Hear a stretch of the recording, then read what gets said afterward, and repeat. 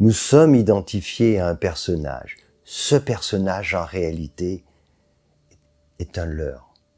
Notre réalité profonde, ce n'est pas ce personnage, ce n'est pas ce corps, ce n'est pas ce personnage auquel nous sommes identifiés. Et il faut prendre le temps de le ressentir intérieurement, d'observer, de découvrir. C'est pour ça que c'est très important de faire une quête intérieure. Si on fait une vraie démarche spirituelle, ça devient flagrant.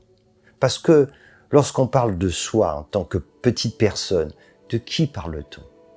Nous sommes dans un processus de changement permanent et finalement nous changeons d'identité en permanence. Donc, quelle est notre identité? Qui nous sommes réellement? Alors, si nous allons plus en profondeur,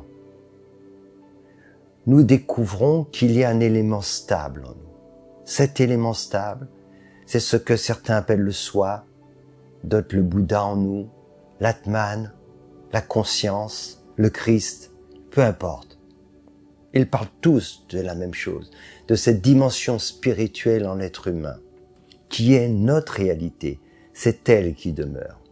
Et c'est pour ça que c'est très important de faire cette démarche pour sortir, se libérer de cette identification. Le problème de ce monde, c'est qu'il y a 8 milliards d'égos sur cette terre. Et personne, aucun n'est d'accord avec l'autre. À des moments, on s'entend et après, ce sont des discordes. Ça ne peut pas fonctionner. Mais par contre, il n'existe qu'une conscience. Une conscience. Qui, elle, est présente à travers chaque être humain qui ne demande qu'à se révéler. Et quand on laisse cette conscience se révéler, alors elle prend une expression différente chez chaque être. On ne vient pas des robots, on n'est pas similaires, mais c'est la même conscience. Et du fait que c'est la même conscience, alors il y a harmonie. Comme nous, dans notre corps, c'est notre tête qui dirige nos mains, nos pieds, nos jambes. Et donc, quand on se déplace, il y a harmonie quand on fait quelque chose. Alors, tout le monde le fait. On le fait ensemble, chacun a son rôle. C'est pour ça que ça marche. Mais, quand on est prisonnier de son petit ego, chacun pense détenir la vérité. Chacun dit c'est comme ça qu'il faut faire et les autres disent c'est cela. Et en fait, personne ne connaît la vérité. Personne ne la détient. Nous sommes juste un petit maillon de cette vérité qui nous échappe totalement. Alors si on laisse tout cela tomber, qu'on sait cette identification, qu'on accepte de renoncer à cet ego, qu'on sort de ce rêve, qu'on comprend que ce personnage n'est pas réel, alors on va permettre à la réalité qui est en nous d'émerger.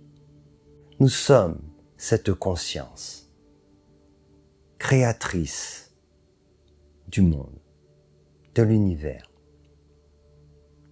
Cette conscience est immanente à l'univers, à tout ce qui est manifesté.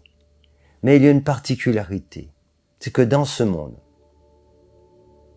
arrivé au stade humain, cette conscience, Dieu, peut se révéler à travers cet être humain. C'est ce qui se passe quand un être s'éveille. Mais l'avenir de l'humanité est finalement un avenir radieux, pas tel que l'humanité aujourd'hui, elle doit disparaître. Mais cette mutation, c'est le projet de Dieu. C'est que ce nouvel être humain puisse vivre cette transformation qui l'amène de l'ego à la conscience et révéler le divin.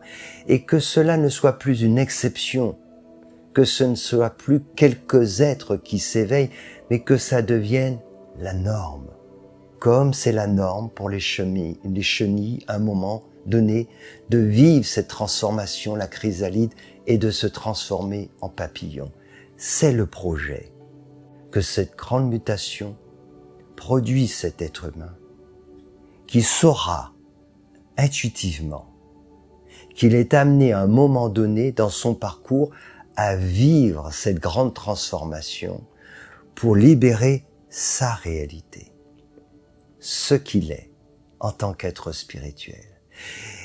Et tous les autres le sauront, et tout le monde aura à cœur d'être guidé par cette même conscience. Et quand cette conscience se révèle à travers les êtres humains, il n'existe qu'une conscience qui va s'exprimer dans la diversité, mais il n'y a jamais de cacophonie, il n'y a jamais de disharmonie, rien de tout ça.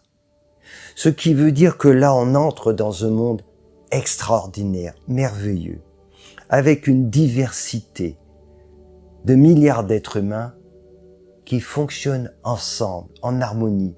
Ils ne sont pas identiques. La même conscience, mais avec cette diversité qui fait la beauté de ce monde. Et avec cette vérité qui s'exprime à travers chacun. Il n'y a plus besoin de loi, il n'y a plus besoin de juge, il n'y a plus besoin de tout ça. Dès lors qu'on est dans la vérité, dès lors qu'on est une partie de cette vérité, dès lors qu'on est la vérité. C'est un projet divin. Et c'est pour ça que cette grande mutation est si importante et qu'on s'en occupe depuis si longtemps. Si longtemps sur le plan humain. C'est pas grand-chose à l'échelle du temps. Mais c'est quand même des centaines de milliers d'années, des millions d'années. Donc on arrive à un moment très important dans l'évolution de l'histoire de l'être humain. On arrive à cette grande mutation qui va s'accélérer. Et ça, c'est quelque chose de merveilleux.